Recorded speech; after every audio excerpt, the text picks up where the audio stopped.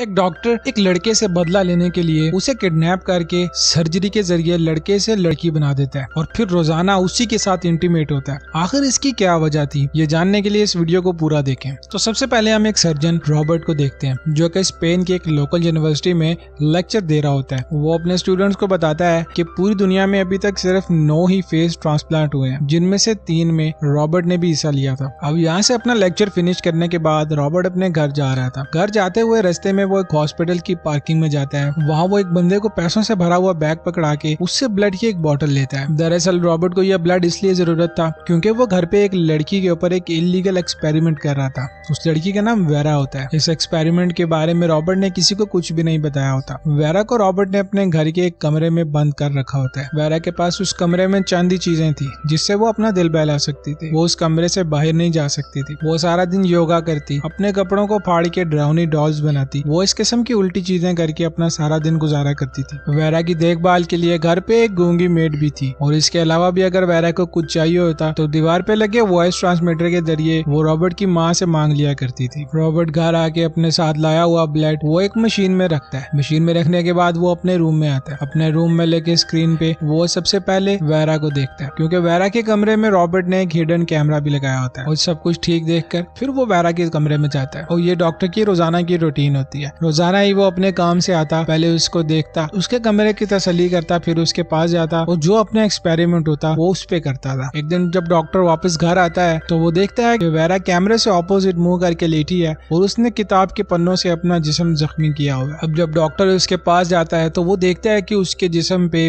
Cut के निशान लगे होते हैं। तो वो फौरन से उसे अपने घर में ही मौजूद एक ऑपरेटिंग रूम में लेके आता है। वो उसका इलाज करता है, जिसपे वेरा उसे कहती है कि ऐसी जिंदगी से बेहतर है मुझे मार दो। रॉबर्ट उससे कहता है कि अगर तुमने मरना होता तो ये जख्म तुम कहीं और भी दे सकती थी। अब इस हादसे के बाद रॉबर्ट एक आर्टिफिशियल स्किन बनाने के कुछ एक्सपेरिमेंट्स करता है जिसमें उसे जानवरों के खून की भी जरूरत पड़ती है। अब कुछ दिन के बाद वो कामयाब हो जाता है। वो आर्टिफिशियल स्किन का एक इकलौता इन्वेंटर बन जाता है। रॉबर्ट ने एक ऐसी स्किन बनाई थी ना वो आग लगाने पे चलती थी ना ही किसी कीड़े के काटने का कोई उस पे असर हो सकता था। अब रॉबर्ट जब अपने एक्सपेरिमेंट में कामयाब हो ही गया है तो वो वेरा की पूरी स्किन को इस आर्टिफिशियल स्किन से रिप्लेस कर देता है और रिप्लेस करने के बाद वो वेरा को कहता है कि अब कभी भी तुम्हें चोट नहीं लगेगी। क्योंकि रॉबर्ट का एक्सपेरिमेंट कामयाब हो चुका था इसलिए वो कुछ दिन के बाद इसे एक मेडिकल सिंपोजियम में प्रेजेंट करता है। वो आए हुए मेहमानों को बताता है कि उसने जानवरों पे स्किन का कामयाब एक्सपेरिमेंट कर लिया। दरअसल रॉबर्ट यहाँ पर झूठ बोल रहा होता है। उसने ये एक्सपेरिमेंट वेरा पे किया था। वो ये भी बताता है कि इस स्किन को कभी भी मलेरिया नहीं लग सकता और इस स्किन के इन्वेंशन को वो अपनी वाइफ के नाम पे रखता है जो कि सिंड्रेला है। दरअसल उसकी बीवी एक कार एक्सीडेंट में मर चुकी होती है। अब आज का इवेंट खत्म होने के बाद रॉबर्ट जब अपने घर जा रहा होता है तभी उसकी ऑर्गेनाइजेशन के हेड उसको साइड पर ले जाते हैं और उससे पूछते हैं रॉबर्ट आखिर तुमने इस स्किन को इतना हार्ड कैसे बनाया कि इस पे मलेरिया भी असर नहीं कर सकता। तो रॉबर्ट यहाँ पर झूठ नहीं बोलता। वो उन्हें बताता है कि दरअसल मैंने पिग सेल से जेनेटिक इन्फॉर्मेशन लेके उसे ह्यूमन सेल में डाल दिया है। अब भले ही रॉबर्ट ने एक बहुत ही जबरदस्त खोज की थी मगर उसके प्रेसिडेंट उसके साथ नहीं देते। वो ऐसे मना कर देते और फौरन ही रॉबर्ट को अपने तमाम रिसर्च बंद करने के ऑर्डर दे देता है। अब रॉबर्ट यहाँ से सीधा अपना पुराने फ्रेंड मार्क के पास जाके आज हुई सारी बात उसे बताता है, जिसपे मार्क उसे कहता है कि रॉबर्ट तुम्हें अब अपने पुराने काम में लौट जाना चाहिए। अब रॉबर्ट जब यहाँ से अपने घर पहुँचता है तो वो अपने कमरे में बैठ के थोड़ी देर वेरा को देखता है, फिर वो उससे मिलने चला जाता है। वो वेरा को बताता है कि तुम पे जो एक्सपेरिमेंट मैं कर रहा था वो आज खत्म हो गया है। अब तुम्हें किसी किस्म के एक्सपेरिमेंट की जरूरत नहीं है। वो यहाँ से आजाद हो चुका है। सोच के वो रॉबर्ट के साथ इंटीमेट होने की कोशिश करती है। वो रॉबर्ट को सीड्यूस तो करती है मगर रॉबर्ट अनकंफर्टेबल फील करता है और वहाँ से चला जाता है। अब हम वेरिलिया को देखते हैं जो कि रॉबर्ट के पास आके उसे बताती है कि तुम वेरा को मार दो, ये बहुत खतरनाक है। जिसके जवाब में रॉबर्ट से कहता है कि आप घर के सारे नौकरों को काम से निकाल दें क्योंकि अब हमें इतने लोगों की जरूरत नहीं है। अब जब रॉबर्ट भी घर से चला जाता है और बाकी के नौकर भी वहाँ से चले जाते हैं तभी टाइगर के कॉस्ट्यूम पहने एक बंदा उसके घर पर आता है और घर की बेल बजाता है। तो ये उस मैरिलिया का बेटा जैका था। अब क्योंकि जैका ने अपना रूप बदला होता है इसलिए वो अपना बर्थ मार्क कैमरे में दिखा के अपना सबूत देता है और फिर फौरन से मैरिलिया बाहर आती है और वो उसे अंदर जाने से रोकती है मगर जैका उस घर के अंदर चला ही जाता है। मैरिलिया उसे किचन में बिठा के खाना देती है। अब इतनी देर में टीवी पे एक डकैती की खबर चल रही होती है। दरअसल जैका एक डकैत है और ये उस डकैती करने के बाद एक कार्निवल की भीड़ में छुप कर ही आया था। ये कॉस्ट्यूम इसने इसीलिए पहना होता है ताकि इसको पुलिस पुलिस न पकड़ सके। अब वो मैरिलिया से कहता है कि तुम रॉबर्ट से कह के मेरे फेस की सर्जरी करवा दो ताकि मैं पुलिस से हमेशा के लिए बच जाऊं। मैरिलिया उसे कहती है कि रॉबर्ट ऐसा कभी भी नहीं करेगा, अब तुम जल्दी से यहाँ से चले जाओ। अब यहाँ से जैका किचन में शराब ढूंढने के लिए जाता है। तभी उसकी नजर उस सिक्योरिटी कैमरा पे पड़ती है जो वेरा के कमरे में होता है और वेरा अपने रूम में योगा कर रही होती है। अब जब जैका उसे कैमरे से देखता है तो वो उसे फौरन से पहचान देता है। वो अपने मन ही मन सोचता है कि ये आखिर जिंदा कैसे है, ये तो मर गई थी। वेलेरिया फौरन से किचन में छुपाई हुई गन निकाल के जैका पे पॉइंट कर देती है और उसे जाने के लिए कहती है, मगर जैका मौका देख के वेलेरिया से उसकी गन खींच लेता है और वहाँ पर उसको बांध देता है। बांधने के बाद वो सीधा वेरा के कमरे में जाता है, मगर वेरा के कमरे का डोर लॉक होता है। जैका फौरन से वेलेरिया के पास आता है, उसे धमकाने के बाद वो उससे चाबी ले लेता है। चाबी लेके वो सीधा वेरा के कमरे में जाता है, मगर वेरा डोर अनलॉक करके अंदर जाने की कोशिश करता है। वेरा अंदर से धक्का दे के जैका को गिरा देती है और फिर उसके ऊपर हमला करती है, मगर जैका क्योंकि उससे ताकतवर है वो उसे पकड़ लेता है और फिर उसे कमरे के अंदर लाता है। अंदर लाने के बाद वो उसके साथ जबरदस्ती इंटीमेट होता है और वो इसके साथ इंटीमेट हो ही रहा होता है, रॉबर्ट घर आ जाता है। रॉबर्ट आते साथ कैमरा में ये सब कुछ देख लेता है और देखने के बाद वो अपनी पिस्टल लेके सीधा वेरा के कमरे में जाता है और वो जाते ही जैका को डायरेक्ट फायर करके मार देता है। अब यहाँ वेरेलिया को काफी दुख होता है, वो सोचती है कि काश वो जैका के साथ वेरा को भी मार देता। अब रॉबर्ट जैका की बॉडी को ठिकाने लगाने के लिए यहाँ से ले जाता है। तब वेरेलिया वेरा को जैका और रॉबर्ट के बारे में बताती है। वो बताती है कि रॉबर्ट और जैका ये दोनों सौतेले भाई हैं। दरअसल ये जैका उसे एक घर के नौकर से हुआ था और जब जैका पेट में था तो वो नौकर इसे छोड़ के भाग गया था, जबकि रॉबर्ट उसे उसके पुराने मालिक से हुआ था। उस मालिक ने रॉबर्ट को लेके अपनी बांझ बीवी को दे दिया था। वो सबको यही बताया था कि वो उनका अपना बेटा है। उसे ये कानूनी तौर पर उसके अपने पेरेंट्स थे, मगर क्योंकि वेलेरिया के दिल में अपने बेटे के लिए ममता थी इसलिए रॉबर्ट को ये खुद ही पालती है। तो आगे से वेरा उसे पूछती है कि जैका को ऐसा क्यों लगा था कि वो मुझे जानता है, जिसके जवाब में वेलेरिया से बताती है कि तुम रॉबर्ट की वाइफ सिंड्रेला जैसी लगती हो जिसकी मौत एक कार हादसे में होगी थी। साथ में वो वेरा को ये भी बताती है कि जैका की परवरिश सड़कों पे हुई थी, वो अपनी माँ से दूर पला बड़ा है इसीलिए वो बिगड़ गया है। एक दिन वो पुलिस से छुपने के लिए भागता हुआ मेरे घर आया और मुझसे मदद मांगने लगा और तभी उसने रॉबर्ट की वाइफ सिंड्रेला को देख लिया और यहाँ इन दोनों को पहली नजर में ही एक दूसरे से प्यार हो गया था और कुछ दिन के बाद वो दोनों घर से भाग गए थे, मगर बदकिस्मती से रास्ते में उनकी गाड़ी का एक्सीडेंट हो गया था जिसमें जैका तो बच जाता है मगर सिंड्रेला का चेहरा बुरी तरह जल जाता है। तभी रॉबर्ट अपनी वाइफ सिंड्रेला को किसी तरह घर उठा कर ले आता है और लाने के बाद घर के सारे शीशे उठा के बाहर फेंक देता है ताकि सिंड्रेला अपना चेहरा ना देख सके। और एक दिन सिंड्रेला की बेटी बाहर बैठी लॉन में गाना गा रही थी। तभी सिंड्रेला अपने बेड से उठ के जब खिड़की की तरफ जाती है, शीशे में वो अपना अक्स देखती है। वो खुद को देख के चिल्लाती है क्योंकि उसका चेहरा इस कदर खौफनाक हो गया था और वो फौरन से उसी खिड़की से कूद के अपनी जान दे देती है। और बाहर बैठी उसकी बेटी जब ये सब देखती है तो वो उस दिन सदमे में चली जाती है। अब जब वेलेरिया वेरा को ये सब कुछ बता रही होती है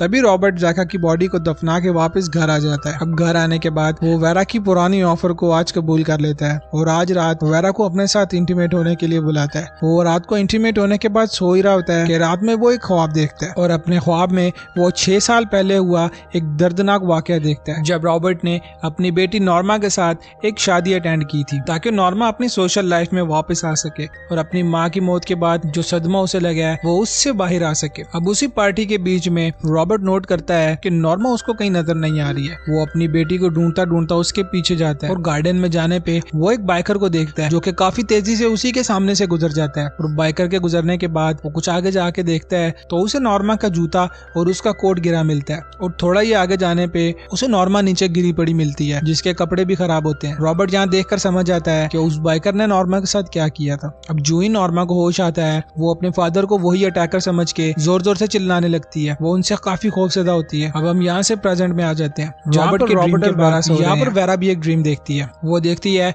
कि विंसेंट नाम का एक यंग लड़का अपनी माँ के साथ एक बुटीक पे काम कर रहा है और वो रात में एक पार्टी अटेंड करता है। उस पार्टी में विंसेंट की और नॉर्मा की मुलाकात होती है। उस मुलाकात में विंसेंट नॉर्मा के साथ फ्लर्ट करता है। वो उसे अपने साथ बाहर गार्डन में ले जाता है। गार्डन में जाने के बाद नॉर्मा को गर्मी लगना शुरू हो जाती है। नॉर्मा उस गर्मी की वजह से अपना कोट और अपने जूते उतार देती है, मगर विंसेंट उसे एक सिग्नल समझता है कि शायद नॉर्मा उसके साथ इंटीमेट होना चाह रही है और वो नॉर्मा को किस करता करता एक दरख्त के नीचे ले जाता है और वो उसके साथ और भी क्लोज होने लगता है। शुरू में तो नॉर्मा रिएक्ट नहीं करती, पर धीरे धीरे जब नॉर्मा को फील होता है कि बात बढ़ गई है तो वो रेजिस्ट करती है और वो चीखना शुरू हो जाती है। तभी विंसेंट उसके मुंह पे हाथ रख देता है। तभी नॉर्मा विंसेंट के हाथ पे काट लेती है और विंसेंट यहाँ उसको जोर जोर से थप्पड़ मारने लग जाता है। इसमें नॉर्मा बेहोश हो जाती है और विंसेंट फौरन से यहाँ से भाग जाता है और उसके भागते हुए रॉबर्ट ने जब उसे देखा था तब उसके बाइक की नंबर प्लेट रॉबर्ट ने देख ली होती है। अब यहाँ से सीन शिफ्ट होता होता है और कुछ दिन के बाद विंसेंट जब अपने बाइक पर कहीं जा रहा होता है तो रॉबर्ट उसे अपनी कार से हिट करके वहां से रोड पे गिरा देता है। रॉबर्ट फौरन से उस पर एक बेहोशी का इंजेक्शन शूट करता है जिससे विंसेंट वहीं पे बेहोश हो जाता है और रॉबर्ट उसे उठा के अपने साथ ले जाता है। वो उसे अपने घर के एक पुराने गैराज में बंद कर देता है और यहाँ पे विंसेंट जब भी चिल्लाता था तो रॉबर्ट उस पर ठंडा पानी डाल के उसे टॉर्चर करता था। वो उसे खाने में सिर्फ चावल और पानी देता था।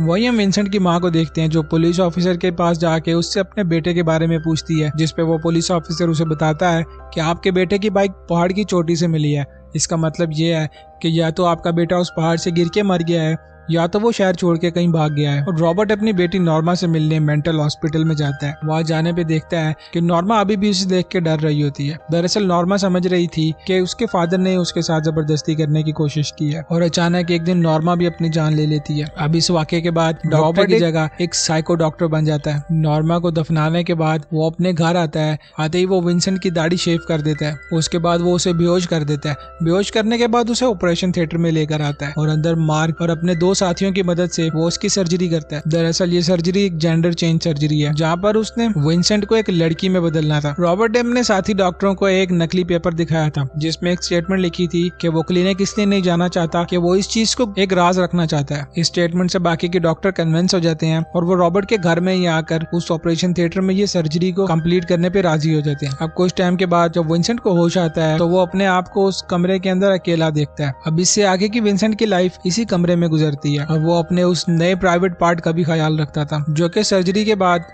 रॉबर्ट ने उसे दिया होता है। अब जैसे ही वो प्राइवेट पार्ट वाला एरिया ठीक होता है उसके बाद रॉबर्ट धीरे धीरे उसके सारे पार्ट्स को बिल्कुल लड़कियों जैसा करता है। वो उसे औरत वाली चेस्ट और एक हाई पिच वाली वॉइस देता है और रॉबर्ट उसे एक फुल सूट ला कर देता है ताकि उसकी स्किन सेफ रहे और उस स्लिम सूट से उसकी नई बॉडी को एक अच्छी शेप दी जा सके। अब एक दिन विंसेंट रॉबर्ट पे हमला करके वहाँ से भागने की कोशिश करता है मगर रॉबर्ट इस सब का इंतजाम पहले से करके बैठा होता है। वो जो ही डोर पे जाता है तो दरवाजा लॉक होता है। तभी पीछे रॉबर्ट अपनी गन लेकर आ जाता है और वो विंसेंट को वापस रूम में जाने का कहता है और आखिर वो उसको खुद ही उठा के उसके रूम पे छोड़ आता है। अब कुछ दिन के बाद उसकी सर्जरी की फाइनल स्टेज पूरी होने पे हम देखते हैं कि रॉबर्ट ने उसे अपनी वाइफ सिंड्रेला की शक्ल दी होती है और वो उसका नाम वेरा रखता है। स्टार्ट में तो वेरा रॉबर्ट की दी हुई हर चीज को खराब करती थी। वो मेकअप को दीवारों पे लगा के जाया करती थी और रॉबर्ट के दिए हुए सारे कपड़ों को फाड़ के वो उससे डरावनी डॉल्स बनाया करती थी और अपने आईलाइनर से वो दीवारों पे अपने साथ हुए इस वाकये के बारे में लिखा करती थी। और उसके पास अपनी एंटरटेनमेंट के लिए सिर्फ एक ही टीवी होता था जिससे वो अपना वक्त गुजारती थी।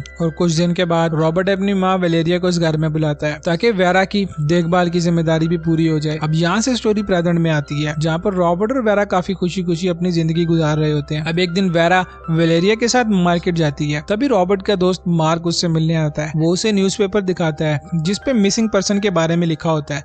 वही एक पिक्चर विंसेंट की भी होती है। अब क्योंकि उस सर्जरी में मार्क भी था तो वो विंसेंट को पहचान जाता है और यहाँ पर आने के बाद वो रॉबर्ट से पूछता है कि आखिर तुमने मेरे से झूठ क्यों बोला था। तभी रॉबर्ट अपने ड्रॉर से गन निकाल के मार्क को धमकाने लगता है मगर इतने में पीछे से वेरा आ जाती है जिससे इनकी बातचीत रुक जाती है और वेरा मार्क से कहती है कि उसने इस ऑपरेशन के लिए अपनी पूरी इजाजत दी थी। ये सुनने के बाद मार्क कुछ सेटिस्फाई होता है और वो यहाँ से चला जाता है। अब शाम में फिर से रॉबर्ट और वेरा इंटीमेट होते हैं और इंटीमेट के दौरान वेरा को ज़ैका के अटैक की वजह से पेन हो रहा होता है और वो कुछ लेने के लिए नीचे आती है और इसी मौके का फायदा उठाते हुए वो रॉबर्ट की पिस्टल भी अपने साथ रख लेती है। और रूम में आने के बाद वो रॉबर्ट से कहती है कि तुमने मेरी पूरी जिंदगी बर्बाद कर दी है। ये कहते ही वो उसके सीने पे फायर कर देती है। नीचे वेलेरिया जब इस गोली की आवाज सुनती है तो वो फौरन से जाग जाती है और अपने साथ अपना गन लेकर ऊपर रूम में आती है और वेरा यहाँ बेड के नीचे छुप के उसके ऊपर आने का इंतजार करती है। और जैसे ही वेलेरिया कमरे के अंदर आती है तो वेरा उसे भी गोली मार देती है। अब क्योंकि सब कुछ खत्म हो जाता है तो वेरा यहाँ से कुछ कपड़े और पैसे लेकर अपनी माँ के पास जाती है। वो अपनी माँ के पास जाने के बाद उसे अपना विंसेंट होने का एहसास दिलाती है और उसे हर वो चीज बताती है जो सिर्फ विंसेंट और उसकी माँ ही जानते थे। विंसेंट और उसकी माँ दोनों ही इमोशनल हो जाते हैं और ये मूवी यहाँ खत्म हो जाती है। अगर आपको हमारा काम पसंद आया है तो इस वीडियो को लाइक जरूर करें और चैनल को सब्सक्राइब कर लें। Thank you.